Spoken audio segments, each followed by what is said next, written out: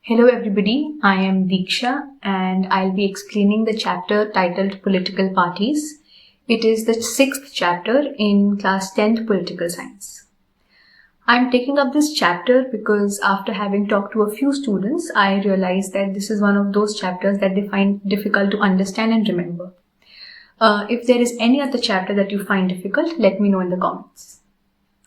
So before we move on to explaining this chapter in the video, I'll list out all the topics that we're going to cover in the video.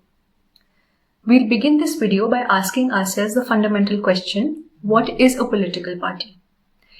By defining what is a political party, we'll then move on to the second topic of the video, which is the characteristics of a political party.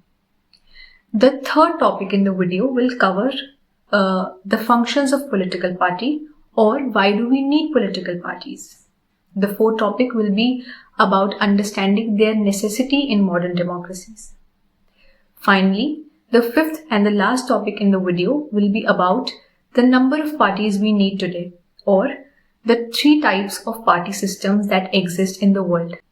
Since these 5 topics have great theoretical detail, which I'll supplement with some contemporary examples, we'll take only these 5 topics in the current video. And in the subsequent video, we'll cover the remaining 4 topics of the chapter. The first will be the criteria to be recognized as a national and state party by the Election Commission. Second will be studying the 8 national parties that have been recognized by the EC. The third will be challenges to political parties. And the fourth and the final topic of the chapter will be efforts and suggestions to reform them.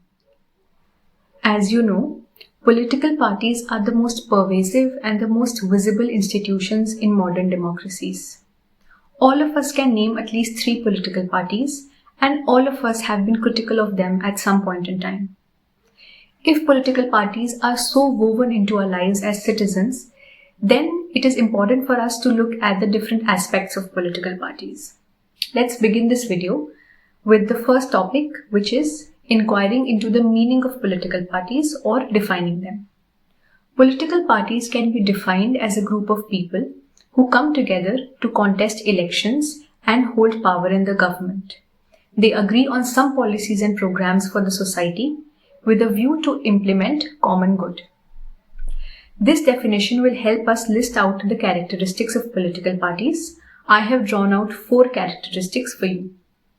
First is that political parties is formed by a group of people who share a common broad ideology and come together with a view to promote common good by agreeing on certain policies and programs. The second characteristic of a political party is that it is an organized group of people who field candidates and contest elections with a view to hold power and then implement their agenda. The third characteristic of a political party is that each political party has 3 components: the leaders, the active members, and the followers. The fourth and the last characteristic is that parties are partisan in nature. This means that since societies have several political divisions of caste, class, religion, gender, and personal preferences, each party stands for only a part of the society. Now that we're talking about parties being partisan, let me explain the concept of partisanship. Look at how modern societies work. Societies have become increasingly heterogeneous, which means they are filled with diverse and different identities of people. This could be diversity of class, caste, religion, gender, etc. Now, when people are so different in their identities, it is natural for them to have different policy preferences. Simultaneously, since societies are confronted by a host of issues like problem of safety or infrastructure, poor health, etc., each party can choose only few issues to focus on. And thus, each party become partisan because each party stands only for a part of the society and not the whole. The third topic in this video is about the need for political parties. This section often comes under the question either of why do we need political parties or list out the functions of political parties. The answer shall remain the same. So now let's look at the functions that parties perform or are expected to perform in modern democracies. The first function is of conducting elections by fielding candidates. As we all know, different countries have different methods of elections, and elections are fundamental to all democracies. You might have studied about the different system of elections like first past the post, which is FPTP, or the proportional representation system. There are also different ways in which countries select their candidates for elections. In the United States of America, the candidates for elections are selected through electoral college, while in India, they are selected by the top party leadership. The second function that parties perform is of proposing policies and programs for voters to choose from. What each party does is that before elections, they put out certain policies and programs through their election manifestos, speeches, and now even social media. So voters can vote for the issues they think is more important or should be implemented. Therefore, each policy becomes a combination of two factors: the ideological preferences of the party and the preferences of voters. The third function that party performs, or the third reason that we need political parties for, is to make laws for the country. Now you have studied the whole process through which laws are formulated for the entire country. They are introduced as bills in the legislature, then they are debated, parties vote for or against it. If the bill attains the majority and then the president's assent, it is translated into a law. The fourth function that party performs is that they form and run the government. This is the most visible function of political parties. The party that wins majority in the election forms the government, and if no party wins the majority, then several parties come together to form a coalition government. Then this party that wins the majority forms the legislature, where they debate on policies and make laws for the country. The fifth function of political parties is that they play the crucial role of opposition. As we know, opposition has an indispensable role in any democracy. What opposition basically does is that they highlight those issues that they feel the government is not attending to. They mobilize support against the government. They act as an institutional watchdog on the government. They criticize its policies and ask for resolution of issues that the country is facing. The sixth need of political parties is that they shape public opinion. As we know, political parties often raise and highlight issues through their workers, through TV advertisements, and through social media. Pressure groups, which are an extension of political parties, often use several methods like dharnas, rallies, sit-ins, etc. to highlight the issues they deem important. The seventh and the final function of political parties is that they provide access to government machinery and welfare policies to ordinary citizens. Now you might have felt that as ordinary citizens, it is easier for us to approach local party offices or local party members than government offices. This is why people feel a closer affinity to political parties even if they don't trust them fully.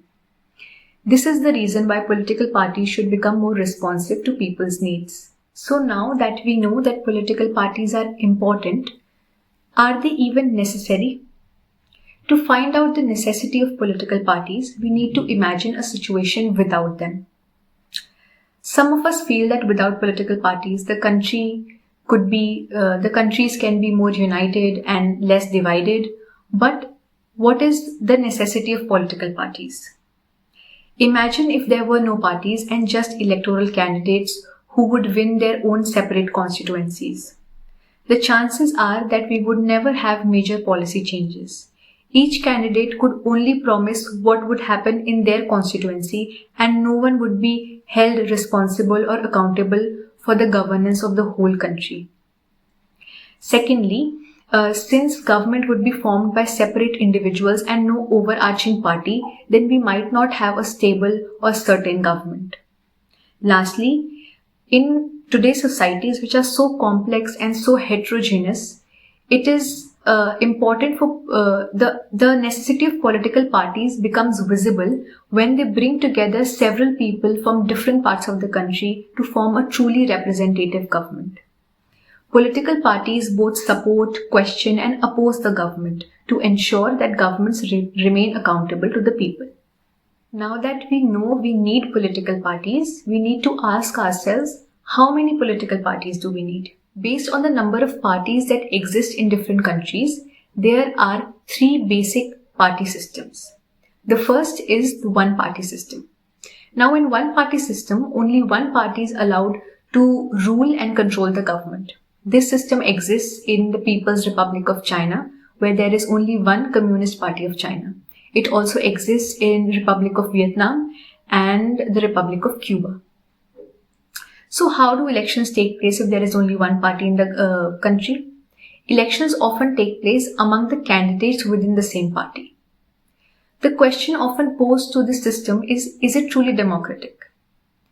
Now, we need to see this question from two perspectives, the democracy of voters and democracy of representatives.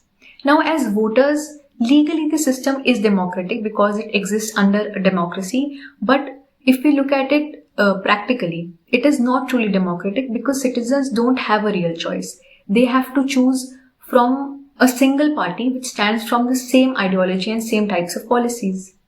As representatives, people don't have the freedom or liberty to form their own political parties and to put forth policies and programs that they think are important. The second type of party system that exists in the world is the two-party system. In this system, several parties may exist, which is more than two parties can exist. They can contest elections and they even may win a few seats. But only two parties have an effective chance of forming the government. This system exists in a lot of European countries and a lot of English-speaking Caribbean countries. So the United States of America has a two-party system where we have the Democrats and the Republicans. In the United Kingdom, we have the Labour Party and the Conservative Party. Finally, the third party system is the multi-party system. It exists in a country like ours, India, where, as you know, the current government is a coalition government, which is called the National Democratic Alliance, headed by the Bharatiya Janata Party. In a multi-party system, a lot of parties contest elections and win seats, and more than two parties have an effective chance of forming the government. The parties can either form the government on their own or can form a government in alliance with other parties. So what is an alliance? Alliance is when several parties in a multi-party system come together to contest elections and subsequently form the government. Now that we have studied the three party systems, which one do you think is the best? It is important to remember that each party system has its own advantages and disadvantages. And we cannot call any system the best because each system has been evolved over a course of time by each country based on the nature of its society, the socio-political divisions, the history of governments, and the system of elections. Therefore, no system can be called the best or suitable for all countries. That is it for today's video. See you in the next one.